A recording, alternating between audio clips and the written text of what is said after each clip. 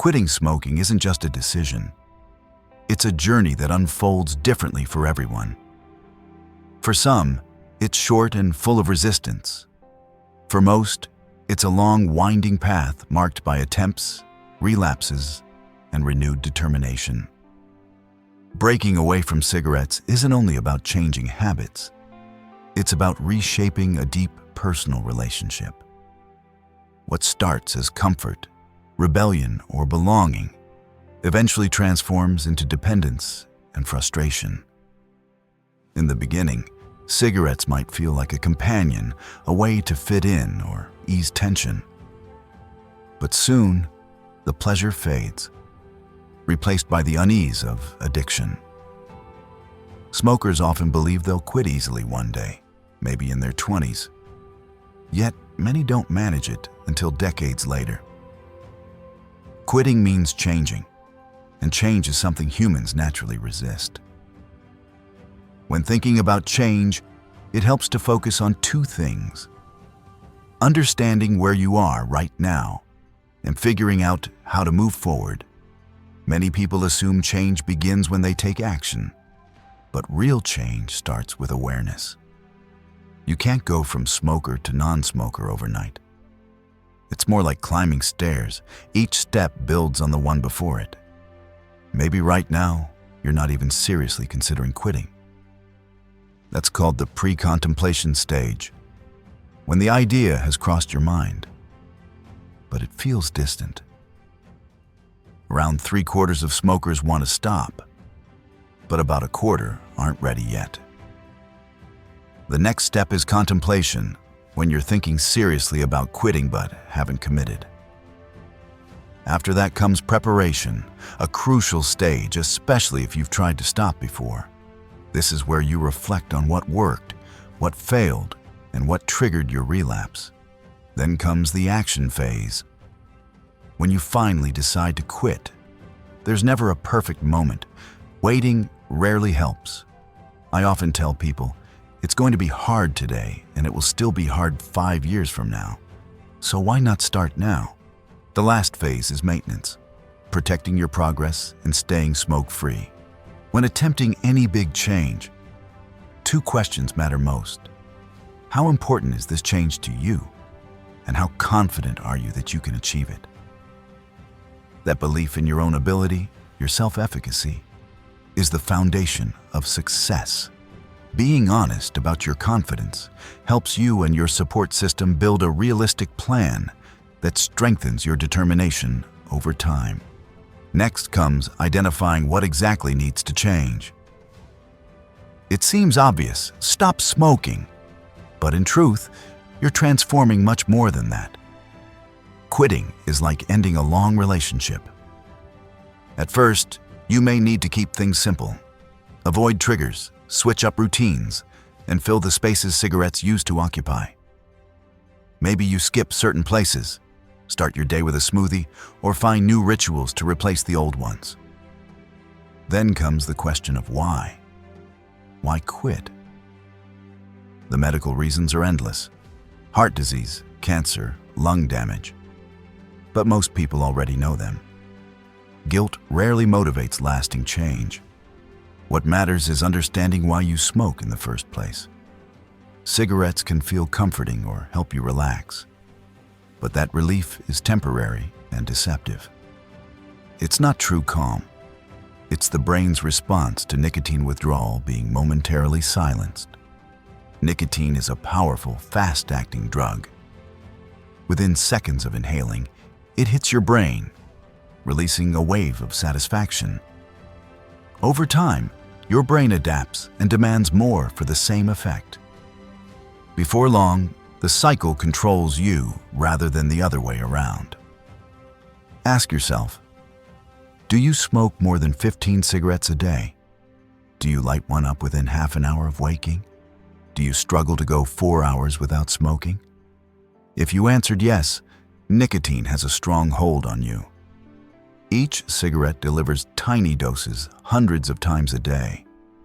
Roughly 300 hits if you smoke 20 a day. That's 300 chemical reinforcements of addiction, day after day. Many smokers believe cigarettes ease stress or sharpen focus. But physiologically, the opposite happens. Nicotine speeds up the heart, raises blood pressure, and triggers the same physical reactions that occur under stress.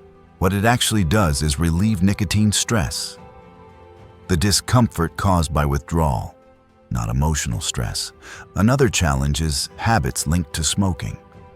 Coffee, driving, phone calls, lunch breaks, each one tied to lighting up. To succeed, you'll need to plan for these associations. Adjust your coffee ritual. Toss out the car ashtray, have something to do after meals, and keep your hands busy during breaks.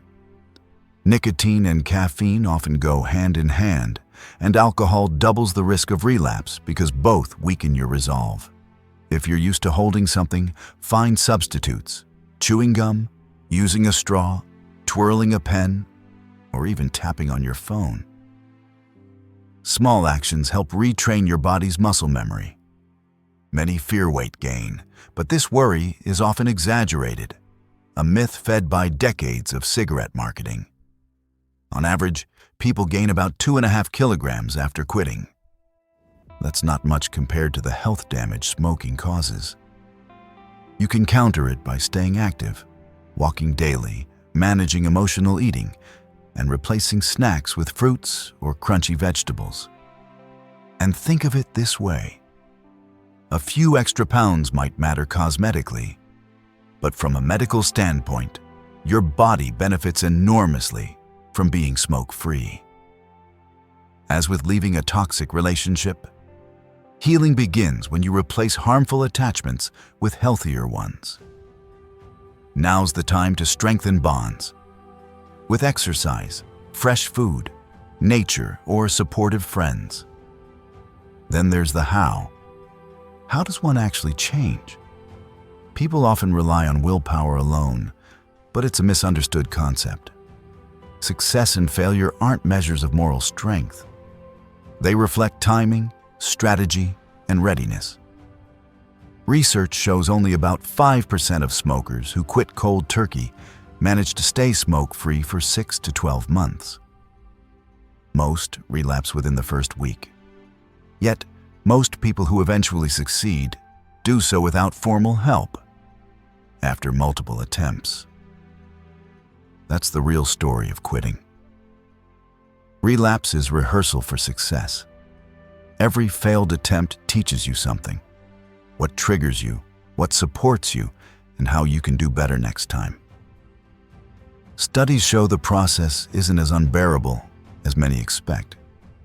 In one survey, over half of ex-smokers said quitting wasn't very difficult.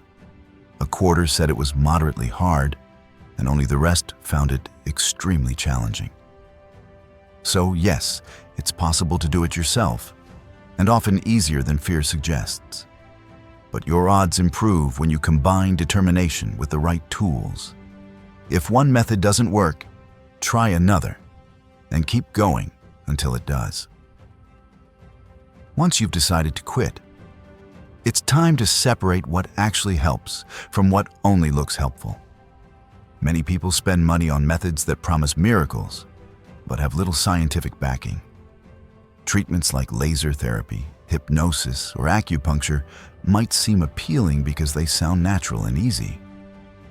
Some people say they help, but studies show they work no better than placebos. If they make you feel more in control, fine. But the real progress comes from proven approaches that address both the mental and physical sides of addiction. Medication is one of the strongest tools available for those serious about quitting. When combined with behavioral support, medicine can double your chances of success. Some hesitate to use it, thinking it's strange to take drugs to stop another drug. Yet consider the irony. Many people are willing to inhale burning chemicals thousands of times a year, but feel uneasy about taking a prescribed pill for a few weeks. The reality is that quitting with medical help is far safer and more effective. Nicotine replacement therapy, patches, gum, lozenges, and inhalers Works by feeding the brain small, controlled doses of nicotine without the deadly toxins in cigarette smoke. A cigarette contains over 7,000 chemicals, dozens of which cause cancer. Replacing nicotine safely gives the body a chance to break free from the cycle of craving and reward. Think of it as training wheels. It helps you balance until your brain no longer demands nicotine constantly. Patches provide a steady level of nicotine throughout the day, helping to reduce constant urges. Gums and lozenges allow flexibility, letting you target cravings when they hit hardest. Inhalers mimic the hand-to-mouth motion many smokers miss, providing a familiar ritual without the damage. You don't need a prescription, and you can tailor your plan to fit your needs. If you smoke fewer than 10 cigarettes a day, maybe gum alone is enough. If your mornings are tough, pair a patch with a lozenge or inhaler. Pharmacists can guide you through the best combinations. Cost is often a concern, but nicotine replacement usually ends up cheaper than smoking. If a pack-a-day habit costs thousands per year, imagine the freedom of saving that money. Picture what you could do in 10 years with those savings. Travel, invest, or simply live healthier. The numbers speak for themselves. There's no single rule about how fast to quit using replacements. Some prefer to stop cigarettes entirely on day one while using nicotine therapy. Others taper slowly. Either path works. You might use replacements for a few extra months. That's fine. What matters is breaking the bond between cigarettes and satisfaction. Contrary to old myths, using nicotine products while quitting doesn't increase the risk of heart problems. Smoking does. Aside from nicotine substitutes, there are prescription options. One medication originally developed as an antidepressant, bupropion, also called Zebon, was later found to reduce cravings and ease withdrawal. Another, varenicline, often known as Champix, works by partially activating nicotine receptors in the brain. It dulls the pleasure of smoking and lessens the discomfort of quitting. It's more potent but can also cause side effects, so medical advice is necessary. Deciding between them depends on personal tolerance, health, and preference. But quitting isn't just about chemicals. It's also about mindset and behavior. Many people underestimate the power of structured support. Governments and health organizations fund excellent programs, apps, and helplines specifically to help people quit. These provide messages, reminders, and expert coaching. Joining a group or talking to someone who's gone through the same struggle can make a huge difference. You're not alone, and connection helps. The first few months are the toughest. Cravings, irritability, restlessness, and insomnia are common as your body recalibrates. You might cough more, but that's a good sign. Your lungs are clearing out years of residue. Keeping healthy snacks around helps prevent mindless eating. When stress hits, remember, stress itself isn't what drives relapse. It's how you handle it. Expect the roadblocks. There will be high-risk moments, parties, stressful days, familiar routines. And these are the times your plan matters most. Tell the people around you that you're quitting. Their understanding can protect you from temptation. Learn to manage pressure before it builds. Stress will come, but it doesn't have to control you. A simple way to handle tough moments is through the 3 A's.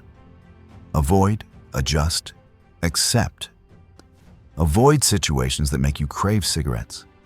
Adjust your expectations. Don't overload your day when you're newly quit. Accept that some discomfort is normal.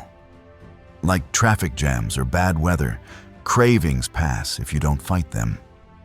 Take deep breaths, focus on what you can control, and let go of what you can't. When you finally quit, celebrate it. You've ended a toxic partnership with something that was never your friend. At first, the days may feel strange without the ritual of smoking.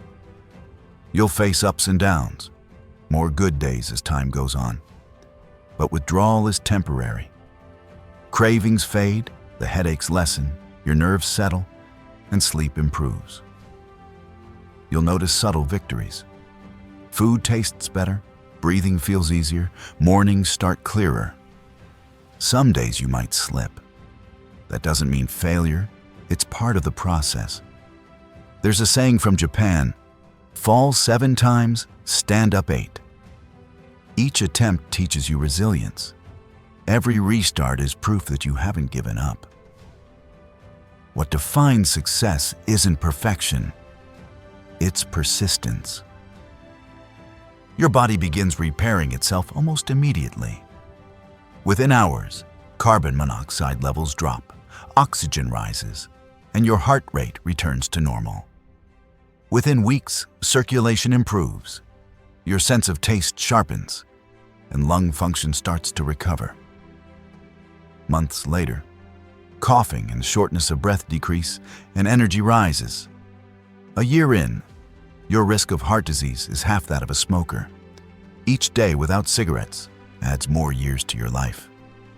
Remember, quitting isn't about losing something. It's about regaining control. The world smells different, food tastes better, your clothes stay fresh, and your body thanks you quietly with every clean breath. This isn't punishment, it's liberation. When the urge hits, pause and remind yourself why you started this.